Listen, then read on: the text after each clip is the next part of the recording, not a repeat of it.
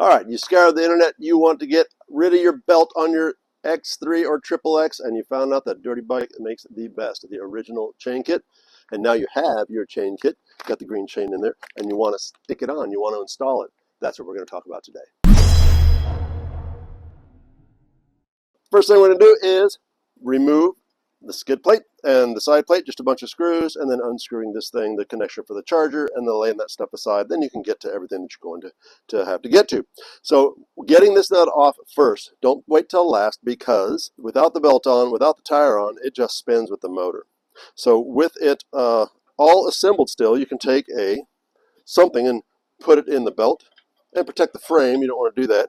And put a wrench on there and turn it until it stops, and then loosen it like that. But if you do have an impact, it's much easier with an impact driver, like my trusty Milwaukee's. And it's a standard thread, lefty-loosey, and it comes right off. There's a washer on there too. Set it aside, make sure you don't lose it. All right, so now we can go ahead and loosen the motor mount bolts. There's a motor mount and an adjuster. We're going to loosen these bolts. And now let's go to the other side of the vehicle and loosen the other motor bolts. All right. And they don't have to be super loose, just a couple of turns, because it just lets the motor slide back and forth. Now, the chain needs to come off, or at least come loose. So you have to find the master link. So you're going to find the master link, and you're going to take I like to use a pair of pliers and pop it off. Try not to spread it too far open, because you'll damage this, and if you want to reuse it, make sure you don't bend it. And look at it. If it's not touching in the middle, if it's gapped, you need a new one. Don't put it back on. So then you'll take the other one off, and watch out, most of these chains are O-ring chains, so you have 4 O-rings, 2 on the outside here, and 2 on the other side. So see, it came off without them. You got to find them. They're on the back. Oh boy, here they are. It's 4 O-rings. And then I'd actually leave this loose. We're not going to take it all the way off. We're just going to leave it loose, and then we'll take the shaft down. All right, the next step is we have to get the intermediate shaft nut off. It is a special nut requiring a special tool, a 4-prong special tool like this. That's about the only way you can get it out. It's very difficult to. We'll have a bunch of these in stock. We have a few now, but they're going to be out of stock soon, but we'll get them all back in stock. So this is on your 3/8 ratchet, and it fits into the little prong holes. There we go, it's in, and just break it loose. And you may need an Allen for the other side to hold it, and it may come all the way out. It's off there, and there is a washer in there. But it'll come out when we start taking it out. Now, another tool that I use, you don't have to have it, but is the DirtyBike intermediate shaft holder for the Sur-On. It's not really the right length for this, but it helps us drive it through, and it'll hold the swing arm in place while we have the shaft out. Now, I've jacked this up, so it's just taking some load off this. So the tire's not hanging in the air. The weight of the bike isn't on it. It's kind of neutral. You can actually see it moving in there. Well, that's a lot of slop. So now I'm going to drive that thing out, being careful. Remember, a little hammer, a little rubber hammer. Don't be beating the heck out of it with something huge. And tap it out. And there goes our washer. Let's see. There's our washer. All right, and I'm going to push the shaft most of the way out, and then I'm going to pull this thing back until it's only engaging in the swing arm. Oop, that's too far. There you go. So now it's holding the swing arm onto the frame. Now let's go to the other side. Take this. Now I'm going to loosen up the motor a little bit. Remember, we loosened the motor mounts, the motor bolts. There's a adjusting nut in here, and we're going to loosen that up so the motor is able to slide back. There we go, the motor slid back. Now I'm going to pull this out just far enough to get the jack shaft out. Jack shaft's wiggly. There it goes. Now it's down, and I can get it out. So we're going to take the belt off of there and pull the whole jack shaft out as an assembly. So if you have this on this side and the tool on that side, hey, the wheel stays in place. You don't have to worry about anything else. So let's take these components. Let's go over to the bench, and we will replace the pulley with the new sprocket. So over here we're going to put on these pieces. You can take these off and make sure, I think on the XXX they're the same size. They are not. So the longer one goes in the drives, the secondary sprocket, and the short one goes where the belt pulley is. So this is what we get in our kit. We get a couple of sprockets, and we get a nice sealed O-ring chain. We have green, we have blue, and orange is coming for the XXX. We got some Loctite. We need to use that on it. And instructions. Pay attention to these instructions. There's only a few things on here, but it's real important. Mounting the sprockets with the marks facing out. All right, so the marks are this, boom, boom, and this one's hard to find sometimes. There it is. Those are going to be facing out away from the bike. So that's it on that. On this side, 10 millimeters of slack. Plenty of slack. More than 10 millimeters. Do not run it tight. If you turn it tight, you're going to damage the chain and it's going to be loud. If it's loud at all, something's wrong. Loosen it up. And lube your chain before every ride. All right, so don't throw it away. Important instructions. So now let's get this off. We're going to, when you're going to do it, they're going to have a little Loctite on. You might want to heat it up back here with a torch. If you need to, you can hold it in a vise slightly. Don't clamp real hard and try to get, like, the sprocket teeth, but not like clamping it down, just so it doesn't rotate. There you go. See, it's not tight, just so it won't rotate. And then you can get a wrench in there and break it off with like this. All right. And then once they are loose, you can zap them with the gun if you got it, or just spin them out. We're going to zap it because we have these tools.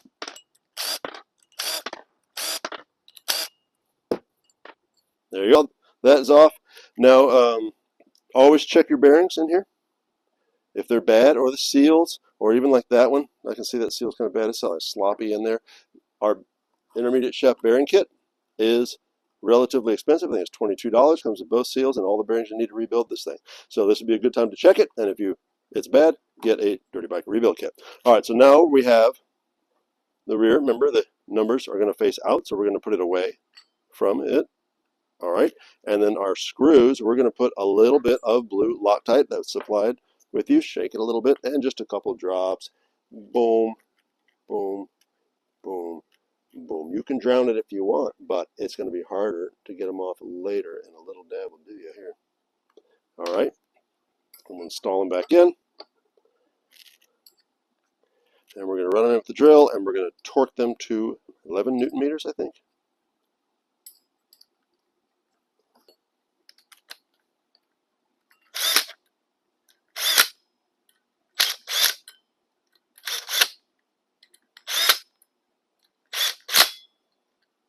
Okay, I'm going to hand turn them just to make sure. I'll put them back in the vise like we did before, and just tighten them with a torque wrench. I know I'm doing it by this, but I know my torque's to 11 Newton meters. All right, that's done. We can go back. We'll take our other components. We'll put these back where they came from, and we'll go back over to the bike. All right, when you put these back in, use a little grease. All seals need grease, especially when they're riding against a metal surface, and they're all riding against a metal surface. A little grease. And same thing with this one. I put it together a minute ago, but look at the seal's dry. It's brand new. So let's put some grease in there for it to slide on. It's not for the bearings, it's just to make the seal slide nicely on that. All right. Now we're going to find the chain and throw it on the back sprocket, sort of like how we took the belt off. And we're going to feed it back in just like we took it out. Nope, we have to get this off first. All right, so that's going to be our next challenge. So sometimes these slide right off by hand. This one doesn't want to. It is kind of stuck on this. So first we're going to take a pry bar, which I call Craftsman screwdrivers pry bars because they're not really good for screwdrivers, and see if we can just pry it off. Yeah, it's not too bad. And I'm just twisting the screwdrivers to get it to go. Try not to bend on the frame or pry on the motor. I'm just getting in there and twisting until it comes off. So that wasn't too bad. There's our Woodruff key. It came out with it. So we're going to put that back on. We'll put on the new sprocket with the numbers and lettering facing out. And I know you can't see the woodruff key, but I'm going to slide it back in its slot and then put this sprocket on it. Where's the hole? You can also put the sprocket on and then stick the woodruff key in like that. And it might need a little tappy tap to get it to go all the way in. And just bump it in place. Okay, it's happy. All right, now nut. And again, if you need to assemble the whole bike before you tighten this nut, but we're going to zap it on with our trusty dusty Milwaukee zaps. Now I'm actually going to tighten it once more once the chain is on, so it has some resistance. All right, so now we will put this back and slide it in and slide the shaft forward. It's kind of tricky, but you have to get them all the way up in there and over that and on. All right, now we can line it up with the back shaft and get it in there. Let me see the other side. There we go. All right, so line up the shaft and push it in. Sometimes you'll have to loosen this nut even more and let the motor slide back, but ours is pretty good right now. And then tap it, don't hit it. If it stops, let me see, I'm not hitting very hard at all. If it like hits something right there, it stops. So something not lined up, we'll have to go figure it out. So we can go on this side and wiggle the jack shaft until it lines up. Oop, there it goes. And she's, see it yet? Yeah, it's getting there. And then she's in. So our final drive chain's on, our primary drive chain's on. We can put the washer and the nut back on.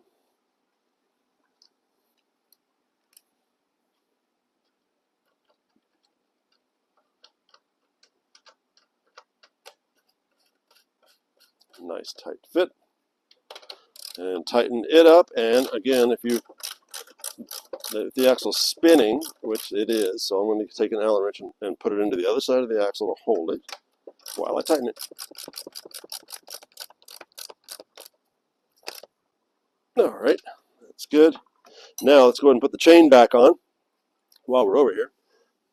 So we'll pull it in there. I'm going to put the chain, stretch it, and get it in here. So now you can put this thing in, make sure your O-rings are on there, put two of them on the back like it's supposed to seal it, and make sure they're nice and lubed.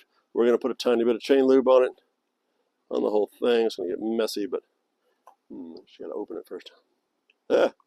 All right, and a little bit in the poles. Oh, man. It likes it like that. And then sometimes it'll be hard to get in here. What I like to do is take a pair of needle nose and just gently pull them together, and it slides right in. Now the same with the other ones. Let's put some oil on them. Bloop, bloop, bloop, bloop. Put them on there. And the Master Link outer plate. And then the clip. Now, the clip, very important which way it goes on. It's going to go on in the direction of rotation. So the wheel is going this way. That's how it drives. It goes that way. So it needs to go on like this. Not like that. If it's going like that, it might hit something and pop it off. If it's going like this, it's going to hit something and it'll go off of it. So find our link in there, get it close, and make sure it's pressed together and pop it on. I just do this, and it's on. Looks happy. Make sure it clips in place.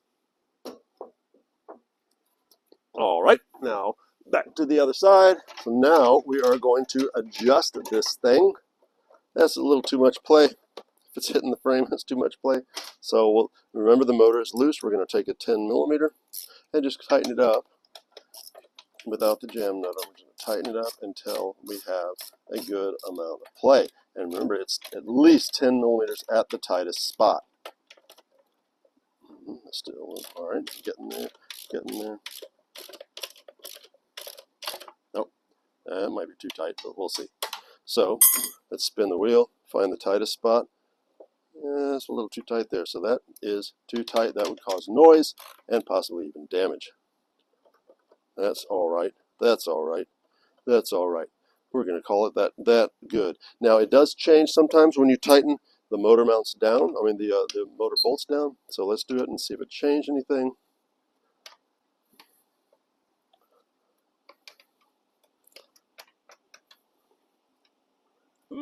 All right, this side is pretty good. Tightened up a little bit, but that's pretty good. All right, so let's tighten the other side and see if it's still good.